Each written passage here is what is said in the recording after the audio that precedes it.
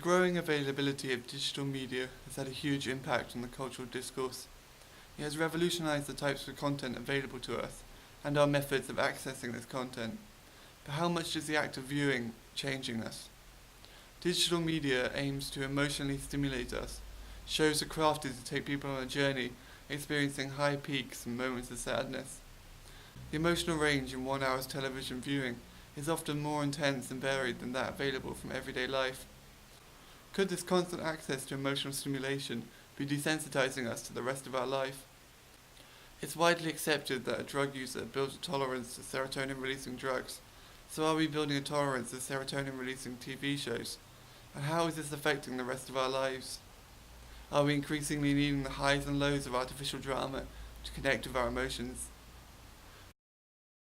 One example for a rise in tolerance is how producers have pushed the barrier of acceptability to keep provoking a strong emotional reaction from their audience. Contrasting primetime entertainment shows like I Love Lucy and Big Brother, you can clearly see how the demand for sex and shock factors have changed television, leaving the initial boundaries of taste and public decency far behind. Extreme sports athletes often say that they need increasingly high level of risk to feel the same high. Do we need increasingly lewd, violent or shocking content to keep intriguing us? Surely if we are more tolerant to shocking digital media, then we are also more desensitized to emotional stimulation. If so, the effect digital media has on our lives is growing, and won't this lead to a greater gap between the simulated emotional peaks and the range of our everyday life emotion? Digital companies want to sell their products as enablers of vast explorative experiences. However, whilst the mind can follow these journeys, the body is left dormant and forgotten. It falls into a trance-like, non-elective passivity. Nobody chooses to stare at a blank wall, and most people would find the same situation, but with the TV removed, tiresome or boring. After a short amount of time, it would start to cause distress. The mind needs things to do. Digital media spoon-feeds the mind a constant trickle of pre-digested information.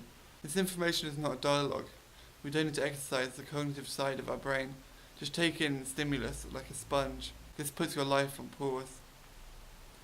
Whilst this would be fine as a release and could even have beneficial stress-reducing properties, it is starting to overtake our lives.